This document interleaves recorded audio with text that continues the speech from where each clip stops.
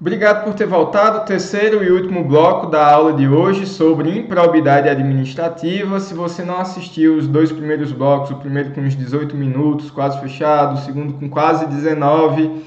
No primeiro a gente focou ali em considerações bem introdutórias, inclusive uns 3 minutos ali de uma divagação do professor. No segundo bloco a gente continua nas considerações introdutórias, mas agora a gente tem um foco maior nos sujeitos passivos do ato de improbidade administrativa, que eu resumi aí para vocês como AIA, e agora a gente fala do sujeito ativo, quem pode cometer o ato de improbidade administrativa, professor, sujeito ativo, quem vai realizar a conduta de improbidade, ou seja, o AIA, o ato de improbidade administrativa, que pode ser por ação ou omissão. Fica claro aí para vocês, apesar de eu estar chamando sempre de ato, também pode ser por omissão. Artigo 2º caput. O foco, meus amigos, é no agente público. Agora, agente público numa interpretação ampla da palavra, que pode ser um sujeito, como eu diria, concursado, com ou sem estabilidade, pode ser aquele sujeito que está prestando um júri, o mesário das eleições, o agente político eleito. Então, seja por eleição, seja por provimento de cargo no concurso público, seja temporário, seja estável, enfim, aqui a concepção de agente público é tomada na sua medida mais ampla. É o sujeito ativo primário, sem o qual a gente não pode falar de ativo secundário, daqui a pouco a gente chega nele. Pode ser considerado agente público mesmo aquele que ainda provisoriamente está ocupando aquele cargo ou função, que pode ser remunerada ou não. Mesmo que sem remuneração, como falei para vocês, por nomeação, eleição, designação, contratação ou qualquer outra forma de investidura, encargo, emprego ou função pública. Então, cargo de confiança, professor, sim. Servidor de carreira, sim. Como eu falei para vocês, até o jurado, naquele ato que ele está desempenhando ali como manus pública, ele é uma extensão da mão pública, na verdade, ele pode cometer ato de improbidade. O mesário das eleições está recebendo ali nada, né? Ele recebe uma compensaçãozinha ali de ajuda de alimentação, de valor ínfimo aí, mas não é considerado nem remuneração, ele pode cometer um ato de improbidade. O artigo 3º, meus amigos, vai falar que, olha, aquele que não sendo agente público, mesmo que nessa concepção mais ampla ele não seja um agente público, concorrer com o agente ou induzir na prática, ou mesmo ser beneficiário, faça uma leitura no artigo como um todo, poderá cometer o ato de improbidade administrativa. Aqui nós estamos falando do sujeito ativo secundário. Ele está ali contribuindo com a prática de alguma maneira, induzindo na prática, sendo beneficiário da prática, mas ele não pode cometer um ato de improbidade se ele não estiver junto, mais ou menos como aquilo que a gente fala de um crime de mão própria, né? Um crime próprio do direito penal, do direito processual penal. Então, sem a atuação do sujeito ativo primário, não há que se falar em atuação do sujeito ativo secundário.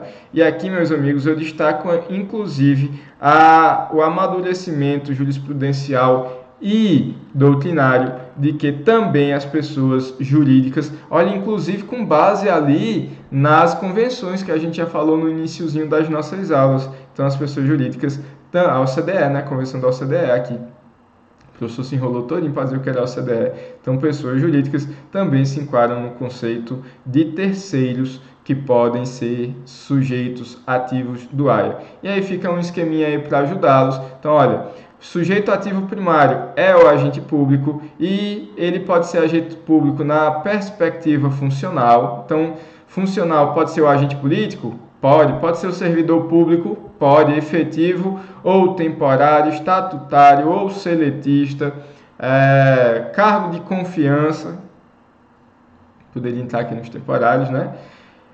E mesmo aqueles particulares em colaboração, esses também são sujeitos ativos, como agentes públicos, ou sejam, agentes primários. Mas também nós temos a chamada perspectiva patrimonial. E nessa perspectiva, meus amigos, todos aqueles que estão vinculados à atividade privada, criada ou custeada, ainda que parcialmente pela administração pública. E aqui nós temos exatamente as sociedades de economia mista e as empresas públicas.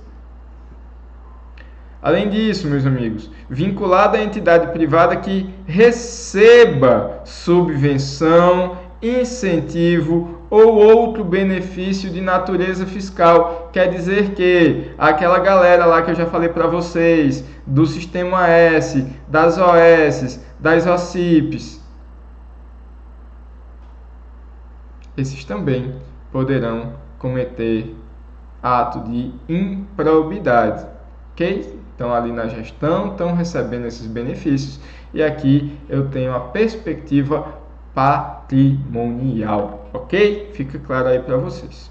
Além disso, os terceiros ou agentes secundários, aí nós temos aquele que induziu, aquele que concorreu ou aquele que foi beneficiário do ato de improbidade, como terceiros que podem responder tranquilamente conforme a LIA.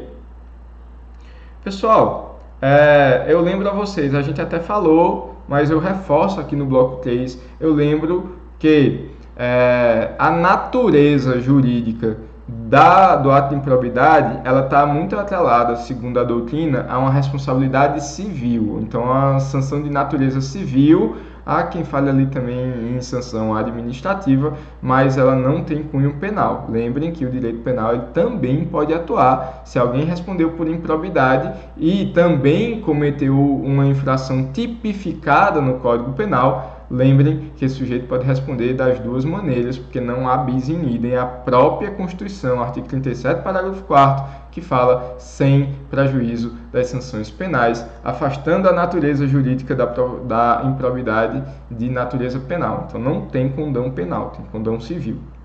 Voltando aqui, agentes políticos. Professor, o agente político pode responder? Eu falei para vocês lá no esquema do slide passado que sim, mas eu lembro a vocês que existe polêmica doutrinária. Uma primeira corrente vai dizer que não incide LIA para agentes políticos que estão sujeitos ao crime de responsabilidade. E aqui, meus amigos, precedente do STF lá de 2007. Contudo, hoje prevalece o entendimento de que apenas o presidente da República não se sujeita à LIA, porque o artigo 85 da Constituição Federal fala em impeachment, empichar o presidente da República por um suposto ato de improbidade, que seria aqui um crime de responsabilidade do presidente da República, ok? Um ato de responsabilidade. Nesse caso, o STF em 2018 mudou de opinião e aqui no julgamento da petição 3.240 diz que não se aplica ali aos agentes políticos apenas no caso dos presidentes da República. É claro que, mutatis mutandis, havendo uma previsão nas constituições estaduais também do impeachment dos governadores pelos mesmos crimes de responsabilidade, a aplicação do impeachment, então também entende-se que deveria fazer um afastamento, mas aí é o chefe do Poder Executivo, de uma maneira bem direta, que cometer ali crime de responsabilidade, que vai sofrer o impeachment. Então ele já sofreu o impeachment, vai perder o cargo público, é uma das sanções ali atreladas também à LIA, então entende-se que não haveria a necessidade de se aplicar, ok? Agora, o ministro de Estado comete ato de improbidade? Comete.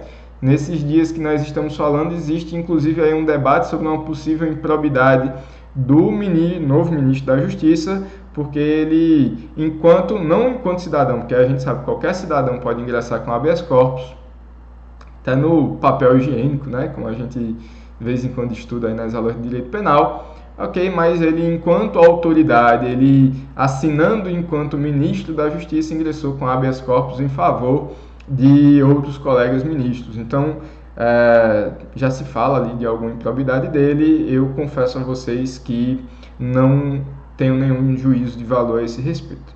Então, que era só a título de exemplo. Ministro pode cometer improbidade? Pode, tranquilamente. Professor, vamos lá, de novo. O STF entende que aqueles que podem sofrer impeachment, segundo ali o artigo 85 da Constituição Federal, o presidente da República, a esse, ok, não responderia por improbidade na atuação pública dele. Ele vai responder pelo impeachment, com o próprio impeachment, com o procedimento do impeachment. Professor, promotor, procurador da República, promotor de justiça, pode cometer improbidade? Meus amigos, segundo a nossa doutrina majoritária, sim, podem ser sujeitos ativos de área tranquilamente, podendo inclusive perder o cargo sem a necessidade de consulta ao colegiado de procuradores. Além do mais, membros do Judiciário, decisão do STJ, entende que pode responder por aí assim, mas apenas quanto à sua atuação administrativa. Na sua função típica judicial, o juiz vai responder de outras maneiras, vai responder perante CNJ, se cometeu o crime, responde pelo crime, mas ele não vai responder por um ato de improbidade administrativa na sua atuação típica jurisdicional, mas na sua atuação administrativa, e nós sabemos que os juízes são os presidentes das comarcas, muitos juízes ocupam também ali a função administrativa, ou da comarca não, de sua vara, todo juiz mas um juiz, quando temos uma pluralidade, responde também pela comarca inteira, então pelos atos de secretaria. Nesse sentido, o membro de carreira do judiciário, ele poderá cometer ato de improbidade tranquilamente. Membro do poder legislativo, então o legislador pode cometer aia, inclusive na sua função típica. Na sua função administrativa não tem polêmica nenhuma, pode cometer ato de improbidade. Então, desvio de patrimônio, alguma coisa, se apoderar do que não é dele, enfim, pode cometer improbidade. Agora, mesmo na sua função típica, o legislador, segundo o STJ, pode responder sim por ato de improbidade administrativa naqueles casos de lei de efeito concreto. Então, quando eu crio aquela lei que vai beneficiar exatamente aquela pessoa, aquele conjuntinho de pessoas, muito se fala aqui na gestão ou influências ali do ex-presidente Michel Temer, né? Se fala muito ali do inquérito dos portos, então que ele teria trabalhado para a aprovação de medidas provisórias e outros instrumentos normativos que favoreceriam um grupo específico a ocupar ali, salvo engano, acho que o Porto de Santos. Então, claro, eu dei um exemplo do presidente da República, mas é uma lei de efeito concreto. Então, nessas leis de efeito concreto, aquelas pessoas que atuaram para a sua aprovação, elas podem responder por improbidade se ficar demonstrado que, de fato, aquele ato legislativo tinha o condão de cometer uma lesão ao erário. Cuidado, meus amigos. A LIA exige a análise do elemento subjetivo. O que é que eu estou dizendo para vocês? Não existe responsabilização objetiva. Por que eu estou falando isso? Estou frisando isso? Porque eu falei para vocês da natureza civil da improbidade administrativa. E aí muita gente lembra da responsabilidade civil, nos casos em que a lei permite ou quando a função, quando a atuação por si só. Fique claro, não existe responsabilidade objetiva por ato de improbidade. Eu tenho que sempre analisar o elemento subjetivo. O que é elemento subjetivo, professor? O dolo, a vontade dirigida, finalística para realizar aquilo. Cuidado para não confundir com o ato humano, não é isso? E eu preciso, ou da culpa. A culpa naquele sentido civil, lato sensu, que englobaria, claro, o dolo, mas negligência, imprudência, principalmente a questão da imperícia ali se discute um pouco, mas enfim, se você sabe que foi um ato imperito, joga lá na LIA também, porque eu preciso do elemento subjetivo. A pessoa ter realizado o ato com a intenção de cometer a improbidade, ou pelo menos de uma maneira negligente, imprudente ou imperita. Cuidado, a regra ainda assim, tal como no direito penal, e daí a confusão, ainda muita gente hoje defender que a improbidade seria uma norma, a lei de improbidade seria uma norma de condão penal, mas não é. A própria Constituição afasta esse entendimento, mas muita gente diz, olha, é igual no direito penal, só responde por dolo, excepcionalmente nos casos que for previsto, responde por culpa. E aí fica uma tabela para favorecer a memorização de vocês. O enriquecimento ilícito, meus amigos, do artigo 9º só comporta a modalidade dolosa. Lesão ao erário, doloso ou culposo.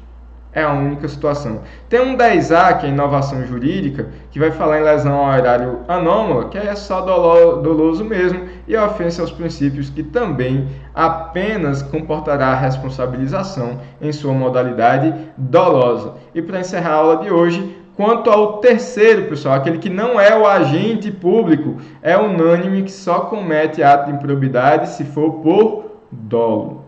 Dolo, vocês escolhem aí. Para quem induzir ou concorre.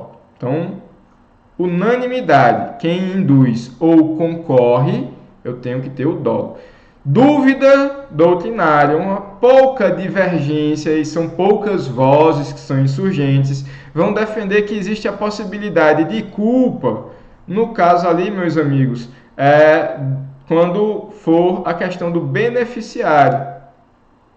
Então, se alguém, mesmo sem a vontade de ser beneficiado, foi beneficiado por um ato de improbidade, poderia responder. Mas eu lembro a vocês que isso é uma visão minoritária, que a grande maioria coloca também o beneficiário aqui, só responderia pelo dolo. Mas fica colocado a salvo aí para vocês a questão da divergência doutrinária. Então, unânime, eu exijo dolo para quem induz e concorre. Vozes antagônicas vão existir no que tange àquele que será beneficiário do ato de improbidade, dizendo que também poderia responder por culpa naqueles casos de lesão ao erário, não de enriquecimento ilícito. Ok? Complicado dizer ali que ele não enriqueceu, mas participou. A gente pode até imaginar alguma situação. Agradeço demais a atenção de vocês. Desejo uma ótima semana. Quinta-feira a gente volta com mais uma aula sobre improbidade administrativa. Espero que tenha sido uma boa experiência. Vamos contribuir com um Brasil mais justo. Vamos tentar sempre não ter nosso político de estimação, mas que quem goze de nossa estima seja a democracia. Até breve, meus amigos. Até já.